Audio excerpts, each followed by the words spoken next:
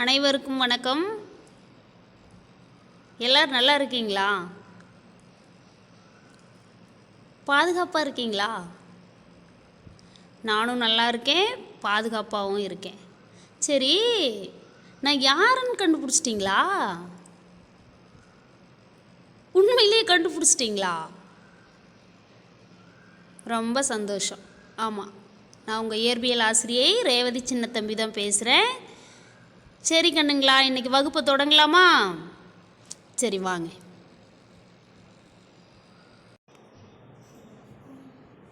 Can I start the class now?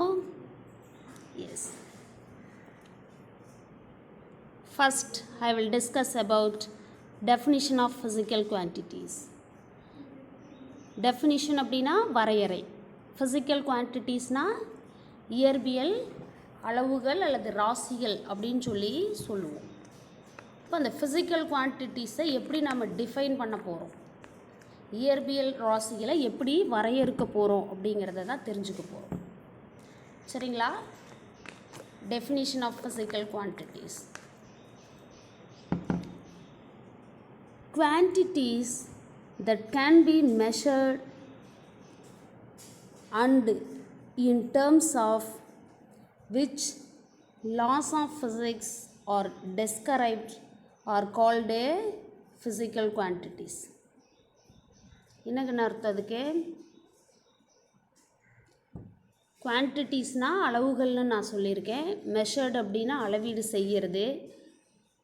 In terms of law of physics அப்படின்னு என்னது? இயற்பியல் விதிகள் அப்படின்னு சொல்லலாம்.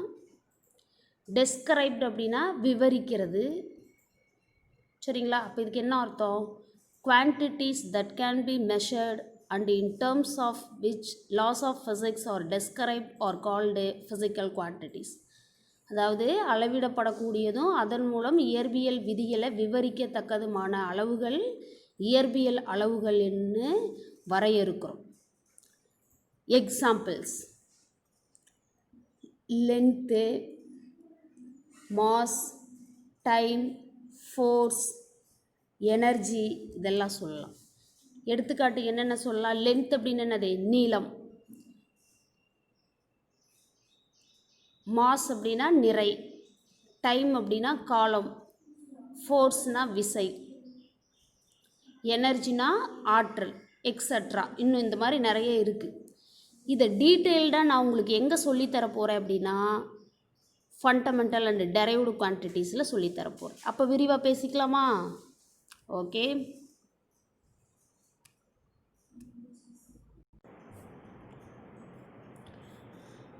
அடுத்து நம்ம தெரிஞ்சுக்க போகிற விஷயம் டைப்ஸ் ஆஃப் ஃபிசிக்கல் குவான்டிட்டிஸ். யாரே? டைப்ஸ் ஆஃப் ஃபிசிக்கல் குவான்டிட்டிஸ், இயற்பியல் அளவுகளோட வகைகள். Physical quantities are classified into two types. எத்தனை? Two types. They are fundamental and derived quantities. இயற்பியல் ராசியில் இரண்டு வகையாக பிரிச்சிருக்கோம். ஒன்று அடிப்படை ராசிகள், இன்னொன்று வழிவந்த ராசிகள். ஃபண்டமெண்டல் அப்படின்னா அடிப்படை ராசிகள், அடிப்படை அளவுகள். டெரைவ்டு குவான்டிட்டிஸ் அப்படின்னா வழிவந்த ராசிகள், வழிவந்த அளவுகள் அப்படின்னு அர்த்தம். Physical quantities are classified into two types. They are fundamental and derived quantities. இயற்பியல் அளவுகள் இரு வகைப்படும். ஒன்று அடிப்படை அளவுகள், இன்னொன்று வழிவந்த அளவுகள்.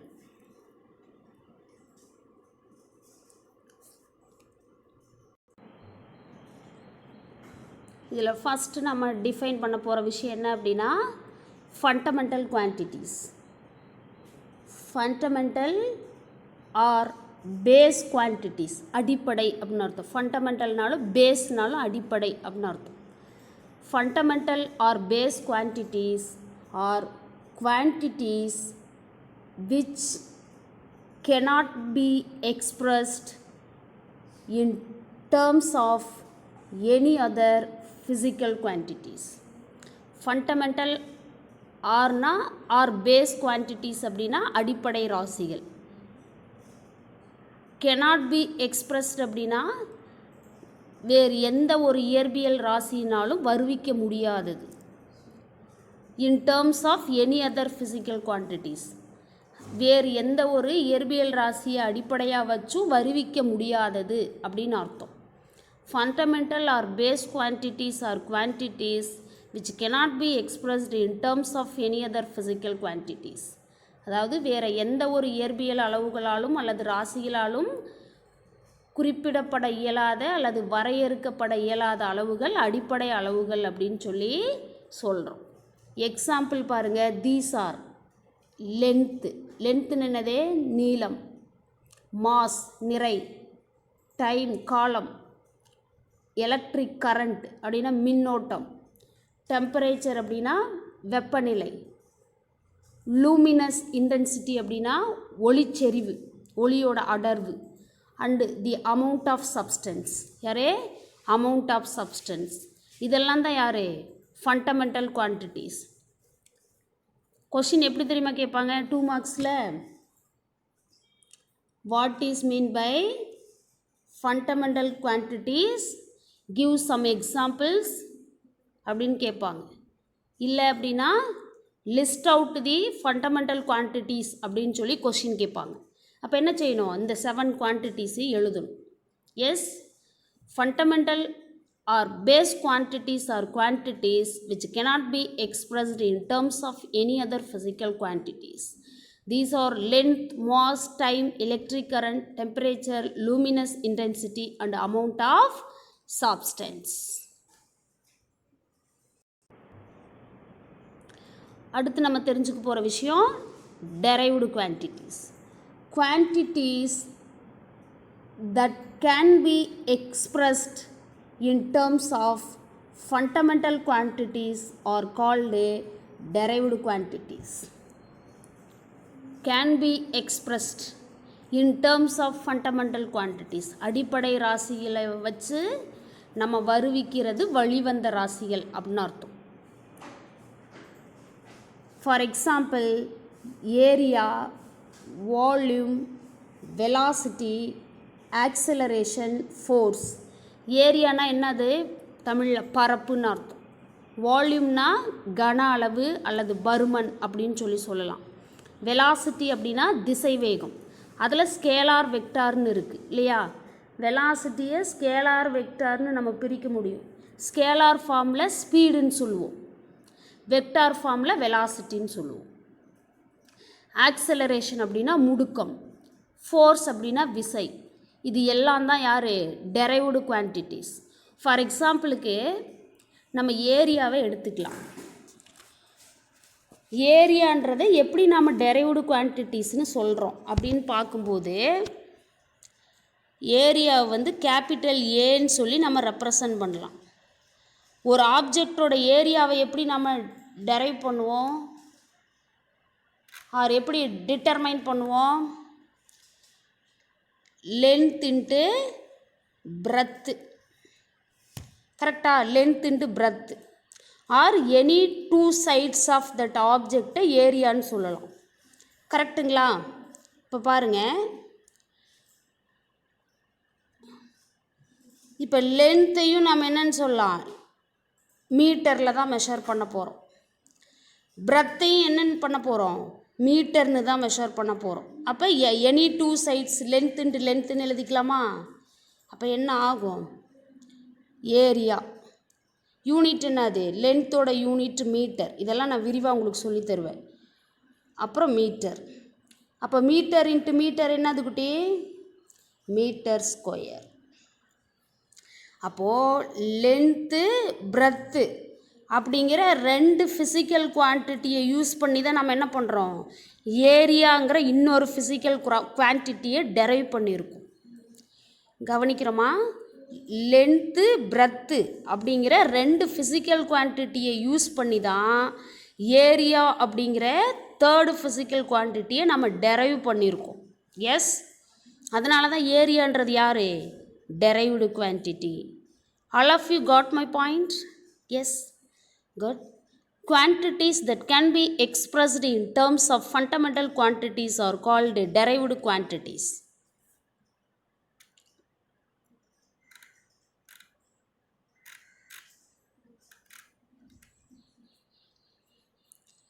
அடிப்படை அளவுகளால் குறிப்பிடக்கூடிய அளவுகளை வந்து நம்ம வழிவந்த அளவுகள்னு சொல்கிறோம். எக்ஸாம்பிளுக்கு இதெல்லாம் பார்த்துருக்கோம். Okay, S.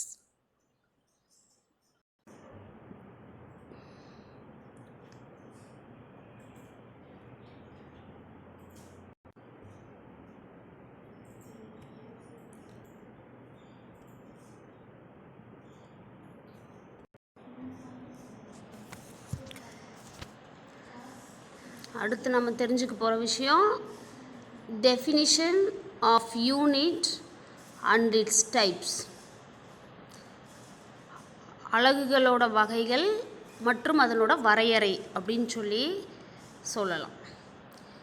எதுக்கு யூனிட்ஸ் நமக்கு வேணும் அப்படின்னா, எதை மெஷர் பண்ணோம் அப்படின்னாலும் யூனிட்டில் தான் மெஷர் பண்ணுறோம் இல்லைங்களா. ஃபார் எக்ஸாம்பிளுக்கு லென்த் அப்படின்னா மீட்டர்னு மெஷர் பண்ணுறோம். நீங்கள் 7th 8th 9th ஸ்டாண்டர்ட்லேயே படிச்சிருப்பீங்க. லென்த் அப்படின்னா அதனோட யூனிட் என்னது? மீட்டர். மாஸ் அப்படின்னா கிலோகிராம்லாம் படிச்சிருப்பீங்க. Gram, kilogram. SI system of யூனிட்ஸில் வந்து கிலோகிராம்னு சொல்லுவோம். இப்போ இதை பற்றி நான் நிறைய எக்ஸ்ப்ளனேஷன் கொடுக்கல, ஏன்னா ஃபர்தராக இந்த எக்ஸ்ப்ளனேஷன் இருக்குது. அதனால் அந்தந்த நேரங்களில் அதை படிச்சுக்கலாம் அப்படின்றதுக்காக தான் நான் உங்களுக்கு இருக்கிற விஷயங்கள் மட்டும் சொல்லி கொடுக்குறேன். Okay, definition of unit and its types. The process of measurement is basically a process of comparison. ப்ராசஸ்ங்கிறது ஒரு முறை, அளவீட்டு முறை. மெஷர்மெண்ட்டுன்னா அளவீடு. பேசிக்கலி அப்படின்னா அடிப்படையில். ப்ராசஸ் ஆஃப் கம்பேரிஷன் அப்படின்னா ஒப்பீட்டு முறை. The process of measurement is basically a process of comparison அப்படின்னா அளவீட்டு முறைங்கிறது அடிப்படையில் ஒரே ஒப்பீட்டு முறைன்னு சொல்கிறாங்க. என்ன காரணங்கிறது தெரிஞ்சுக்கலாம். To measure a quantity we always compare it with some reference standard. To measure a quantity, ஒரு இயற்பியல் ராசியை நம்ம அளவீடு செய்யணும் அப்படின்னா எப்போதுமே என்ன செய்யணும்? ஆல்வேஸ் கம்பேர் அப்படின்னா எப்போவுமே நம்ம ஒப்பீடு செய்யணும். ஆல்வேஸ் கம்பேர் இட் அப்படின்னா எப்போவுமே அதை ஒப்பீடு செய்யணும் வித் சம் ரெஃபரன்ஸ் ஸ்டாண்டர்டு. எது கூட?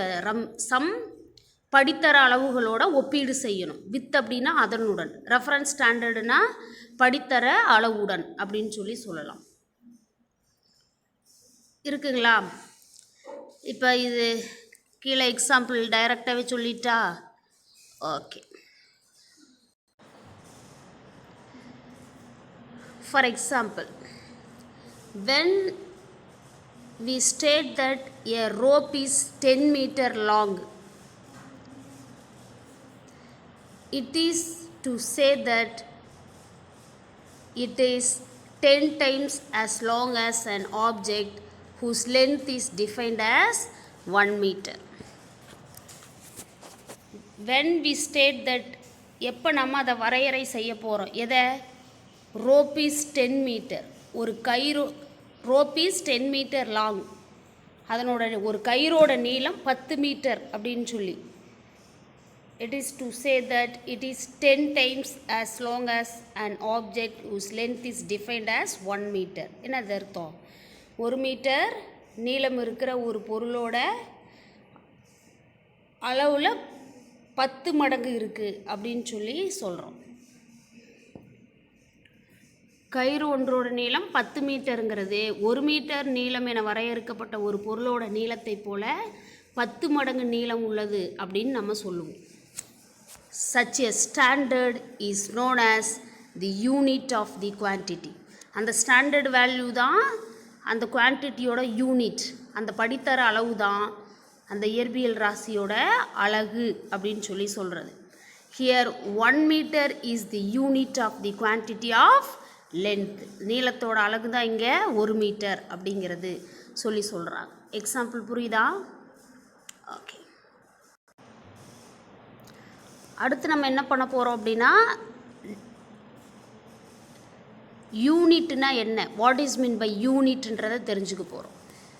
And ஆர்பிட்ரரிலி chosen standard of measurement of a quantity which is accepted internationally is called a unit of the quantity. Arbitrary chosen அப்படின்னா என்ன அர்த்தம்? தனித்துவமிக்க தெரிவு செய்யப்பட்ட ஸ்டாண்டர்ட் ஆஃப் மெஷர்மெண்ட், அந்த அளவீடு அக்செப்டட் இன்டர்நேஷ்னலி, சர்வதேச அளவில் ஏற்றுக்கொள்ளப்பட்டது, அதை தான் நம்ம அலகுன்னு சொல்கிறோம். An arbitrarily chosen standard of measurement of a quantity which is accepted internationally is called unit of the quantity. அதாவது உலகளவில் ஏற்றுக்கொள்ளப்பட்ட உலகளவில் ஏற்றுக்கொள்ளப்பட்ட தனித்துவமிக்க தெரிவு செய்யப்பட்ட ஒரு அளவின் படித்தர அளவை தான் நம்ம அலகு அப்படின்னு சொல்லி சொல்கிறோம்.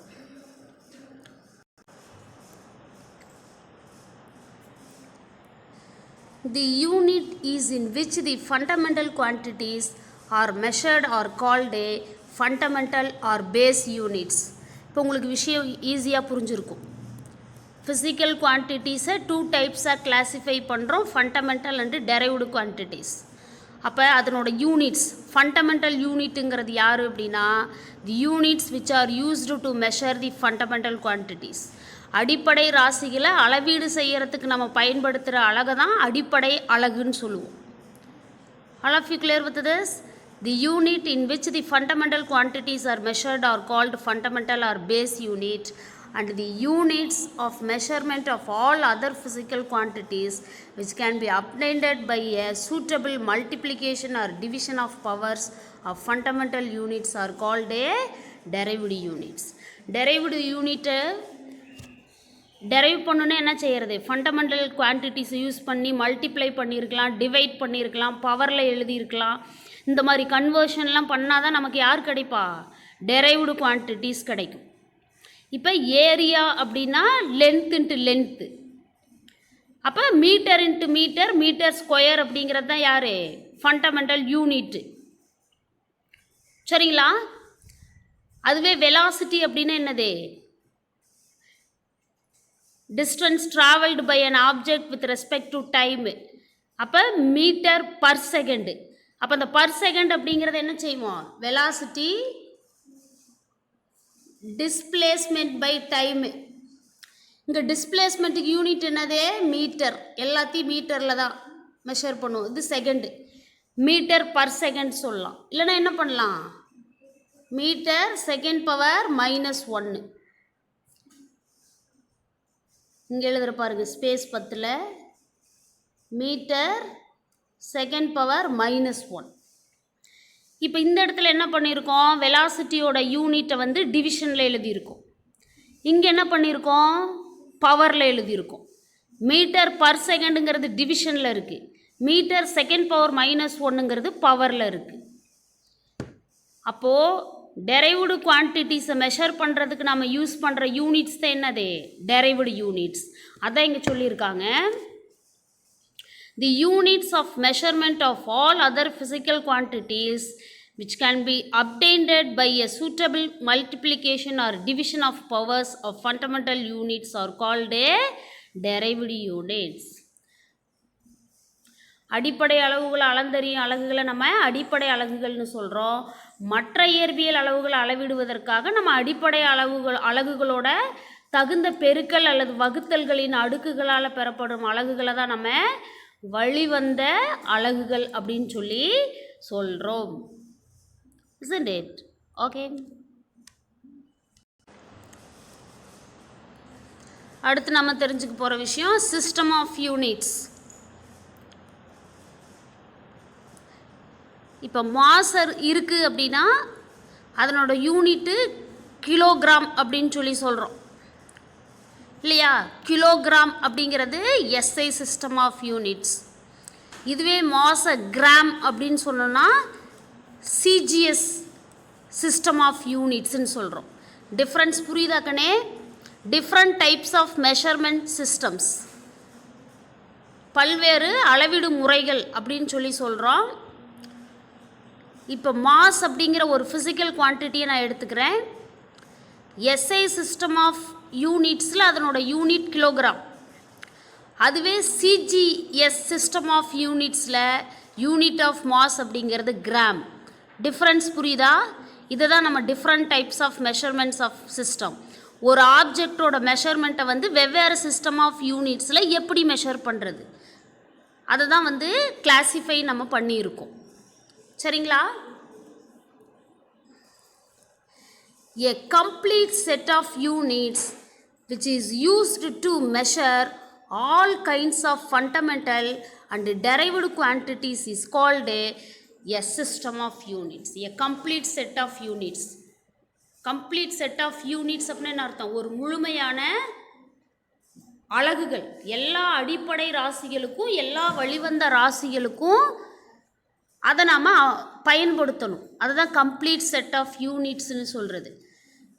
இப்போ 7 அடிப்படை ராசிகள் இருக்குன்னா அதில் 6க்கு தான் நம்மளால் யூனிட் எழுத முடியுது, 7ஆவதுக்கு யூனிட் எழுத முடியல அப்படின்னா அது இன்கம்ப்ளீட் செட் ஆஃப் யூனிட்ஸ்ன்னு சொல்லுவோம்.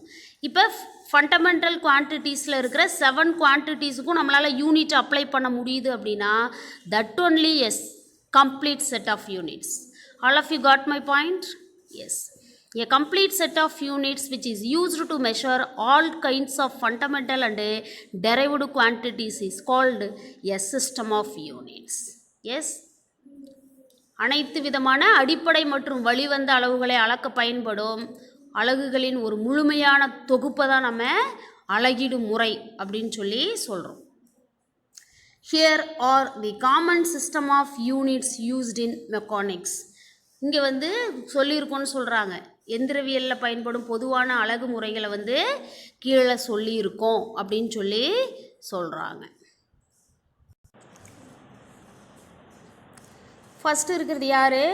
தி FPS system. FPS system is the British engineering system of units. British engineering system of units which uses foot, pound and second. இப்போ ஃபண்டமெண்டல் யூனிட்ஸுக்கு நம்ம எப்படி அப்ளை பண்ணுறோம் அப்படின்னு சொல்கிறாங்க. as the 3 basic units for measuring length, mass and time respectively. அப்படின்னு அர்த்தம், லென்த்துக்கு food அப்படின்னு மெஷர் பண்ணியிருக்கோம், அதனால தான் இங்கே எஃப் போட்டிருக்கிறோம். மாஸ் வந்து பவுண்டுன்னு மெஷர் பண்ணியிருக்கிறாங்க, அதனால தான் இங்கே பீன்னு போட்டிருக்கோம். டைமை வந்து என்னன்னு சொல்லியிருக்காங்க, செகண்டுன்னு மெஷர் பண்ணியிருக்கோம், அப்போ அதுதான் இங்கே எஸ் போட்டிருக்கோம். லென்த்து, மாஸ், டைம் அப்படிங்கிற இந்த 3 ஃபண்டமெண்டல் குவான்டிட்டிஸ் இருக்கு இல்லையா, அதனோட யூனிட்ஸை எதை மெஷர் பண்ணியிருக்கோமோ அதை அடிப்படையாக வச்சு தான் சிஸ்டம் ஆஃப் யூனிட்ஸை கிளாஸிஃபை பண்ணுறாங்க. அப்போ ஃபஸ்ட்டு எஃபிஎஸ் சிஸ்டம் ஆஃப் யூனிட்ஸில் லென்த்தை ஃபுட் அப்படின்னும், மாஸை பவுண்ட் அப்படின்னும், டைமை செகண்ட் அப்படின்னும் மெஷர் பண்ணியிருக்காங்க. அதனால தான் அந்த சிஸ்டம் ஆஃப் யூனிட்ஸுக்கு என்ன பேர்?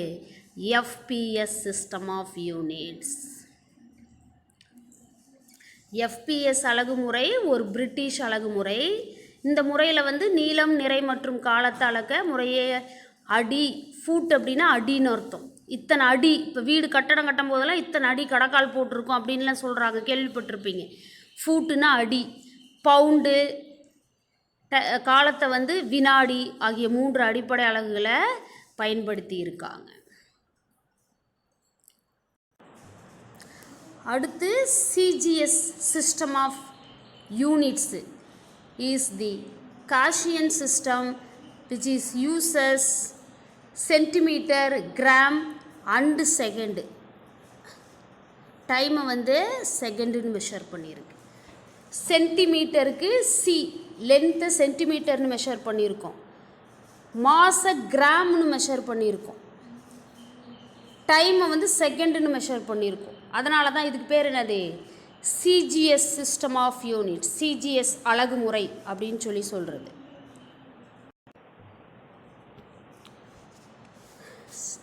சென்டிமீட்டர், கிராமு, செகண்டு இல்லையா, அதான் CGS. as the 3 basic units for measuring length, mass and time respectively. CGS அலகுமுறைங்கிறது ஒரு காஷியன் அலகுமுறைன்னு சொல்கிறாங்க. இந்த முறையில் பார்த்தீங்கன்னா நீளம், நிறை மற்றும் காலத்தை அளக்க சென்டிமீட்டர், கிராம் மற்றும் வினாடி ஆகிய 3 அடிப்படை அலகுகள் பயன்படுத்தப்படுகின்றன. அடுத்து the MKS system is based on metre kilogram second as the three basic units for measuring length, mass and time respectively. First என்ன பண்ணியிருந்தோம், எஃபிஎஸ் அலகுமுறை, அடுத்து சிஜிஎஸ் சிஸ்டம் ஆஃப் யூனிட்ஸ், அடுத்து யார் இருக்கா MKS system of units. MKS அலகுமுறை அப்படின்னு என்னது, லென்த்தை மீட்டர்னு மெஷர் பண்ணியிருக்கோம், மாசை கிலோகிராம்னு மெஷர் பண்ணியிருக்கோம், டைமை வந்து செகண்ட் அப்படின்னு சொல்லி மெஷர் பண்ணியிருக்கோம். இல்லை எம்கேஎஸ் அலகு முறையில் நீளம், நிறை மற்றும் காலத்தை அளக்க முறையே மீட்டர், கிலோகிராம் மற்றும் வினாடி ஆகிய 3 அடிப்படை அலகுகளை நம்ம பயன்படுத்தியிருக்கோம். சரிங்களா?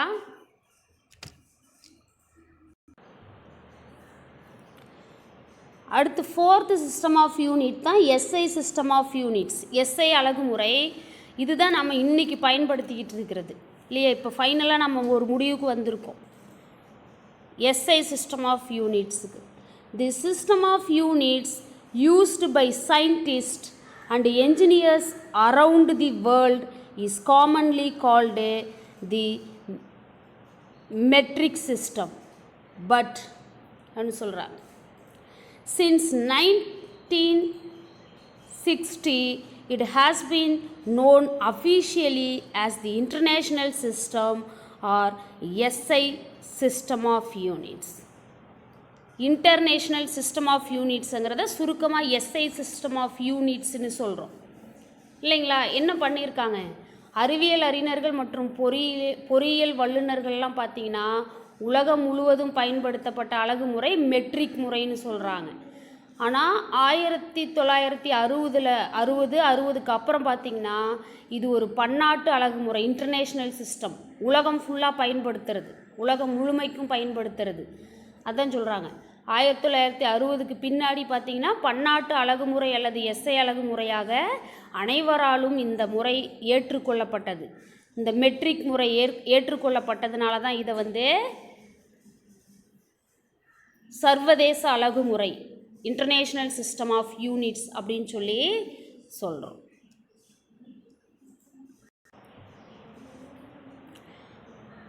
The SI with a standard scheme of symbols, units and abbreviations were developed and recommended by the General Conference on Weights and Measures in 1971 for international usage in scientific and technical, industrial and commercial work. Standard scheme of symbols அப்படின்னு என்னது, உலக அளவில் பயன்படுத்துறதுக்கு ஒரு பொதுவான குறியீட்டை உருவாக்குறது. வேர் டெவலப்டுன்னு என்னது, வளர்ந்துச்சு, improvement.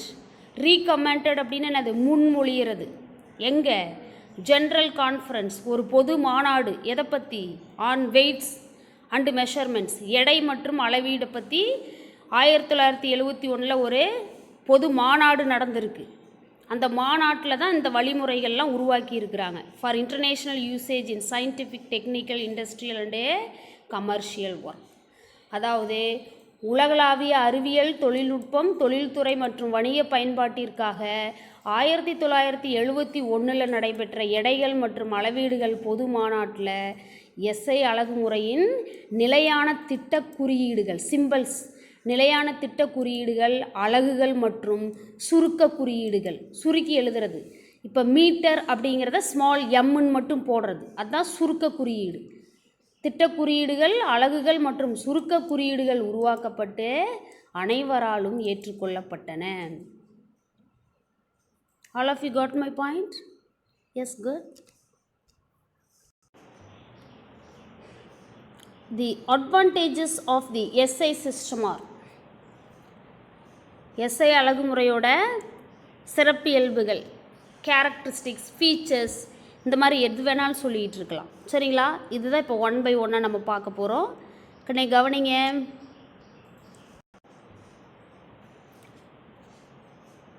First, this system makes use of only one unit for one physical quantity, which means a rational system of units. அப்படின்னா என்ன அர்த்தம்? தி சிஸ்டம் மேக்ஸ் அப்படின்னா இந்த அமைப்பு உருவாக்கி இருக்கு எதை? Use of only one unit for one physical quantity. ஒரு இயற்பியல் ராசிக்கு ஒரே யூனிட் தான் உலகம் ஃபுல்லாக. Which means a rational system of units அப்படின்னா என்னது? பங்கீடு, பகுத்தறிஞ்சு பயன்படுத்துறது, பகுத்தறிவுக்கு இசைந்து பயன்படுத்துறது உலகம் ஃபுல்லாக. இப்போ இந்தியா எடுத்துக்கிட்டால் ஒரு இயற்பியல் ராசிக்கு ஒரு அலகு, அமெரிக்கா எடுத்துக்கிட்டால் ஒரு இயற்பியல் ராசிக்கு ஒரு அலகு அப்படிங்கிற மாதிரி இருந்ததெல்லாம் மாறி உலகம் முழுமைக்கும் எந்த நாட்டுக்கு போனாலும் அந்த இயற்பியல் ராசியோட அலகு அதுதான் அப்படின்னு சொல்லி கொண்டு வந்தது ஒரு மிக முக்கியமான சிறப்பியல்பு அப்படின்னு சொல்லி சொல்கிறாங்க. The system makes use of only one unit for one physical quantity, which means a rational system of units. இந்த அலகு முறையில் ஒரு இயற்பியல் அளவிற்கு ஒரே ஒரு அலகு மட்டுமே பயன்படுத்தப்படுகிறது. அதாவது இந்த முறை ஒரு பங்கீட்டு பகுத்தறிவுக்கு இசைந்த முறை அப்படின்னு சொல்லி சொல்கிறாங்க. This system, all the derived units can be easily obtained from basic and supplementary units, which means it is a coherent system of units. இந்த சிஸ்டம் ஆஃப் யூனிட்ஸில் பார்த்தீங்கன்னா எல்லா டெரைவ்டு குவான்டிட்டிஸ், எல்லா வழிவந்த ராசிகளையும் ஈஸிலி அப்டெயின்டட், எளிமையாக வருவிக்க முடிஞ்சது. எதிலிருந்து? பேசிக்னா அடிப்படை, ஃபண்டமெண்டல் அடிப்படை, மற்றும் சப்ளிமெண்ட்ரினா துணை ராசிகள், துணை அலகுகள்னு சொல்லலாம்.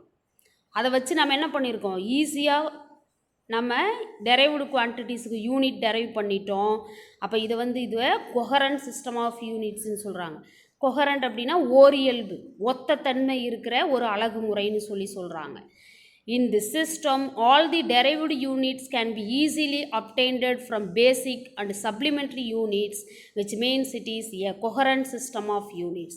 இந்த முறையில் அனைத்து வழி அலகுகளும் அடிப்படை அலகுகளிலிருந்து எளிதாக தருவிக்கப்படுகின்றன. எனவே இது ஒரு ஓரியல்பு அலகு முறை அப்படின்னு சொல்லி சொல்கிறாங்க.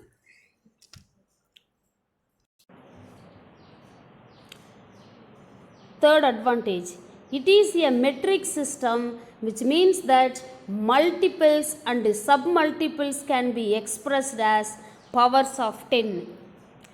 இதை ஒரு மெட்ரிக் சிஸ்டம் அலகுமுறை அப்படின்னு சொல்லலாம். என்ன காரணம் அப்படின்னா, மல்டிபிள்ஸ்னால் என்னது? பெருக்கல். சப்மல்டிபிள்ஸ்னால் துணை பெருக்கல். Can be expressed as powers of 10ன்னா என்னது? 10 மடங்குகளாக சொல்கிறாங்க. It is a metric system, which means that multiples and submultiples can be expressed as powers of 10. இது ஒரு மெட்ரிக் அலகுமுறைங்கிறதுனால பெருக்கல் மற்றும் துணை பெருக்கல் ஆகியன 10 மடங்குகளாக நேரடியாக தரப்படுகின்றன அப்படின்னு சொல்லி சொல்கிறாங்க.